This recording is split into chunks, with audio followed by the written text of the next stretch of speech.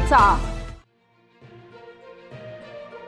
देवळा तालुक्यातील फुलेमाळवाडी इथं घडलेल्या या प्रकरणात शेतकरी आणि नागरिकांमध्ये संतापाची लाट उसळली आहे। सरपंच लंकेश बागुल यांचा ट्रॅक्टर व रोटावेटर हप्त्याची रक्कम भरूनही जबरदस्तीने उचलून नेण्यात आल्याची घटना उघडकीस आली असून या प्रकरणी देवळा पोलीस ठाण्यात गुन्हा दाखल करण्यात आला आहे।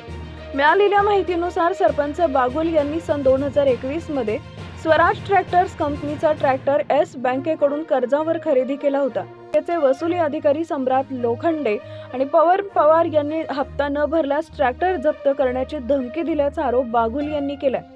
दरम्यान बागुल हे नातेवाईकांच्या लग्नासाठी बाहेरगावी गेले असताना त्यांनी आपल्या मित्रामार्फत पिंपळगाव येथील संबंधित बँकेत 91,120 रुपयांचा हप्ता भरला। भरलेल्या रकमेची पावतीही त्यांना पाठवण्यात आली होती। मात्र हप्ता भरूनही दुपारी त्यांच्या घराजवळ पत्र्याच्या शेडमध्ये उभा असलेला ट्रॅक्टर व रोटावेटरचं कुलूप तोडून वाहन उचलून नेल्याचं समोर आलंय।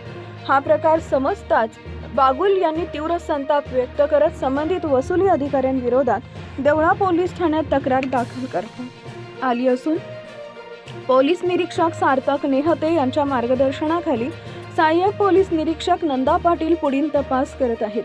पोलिसांनी तात्काळ चौकशी सुरू केली असून उचलून नेलेला ट्रॅक्टर शोधून काढण्यात आलाय। मात्र संबंधित वसुली अधिकारी फरार असल्याचं सांगण्यात येत आहे।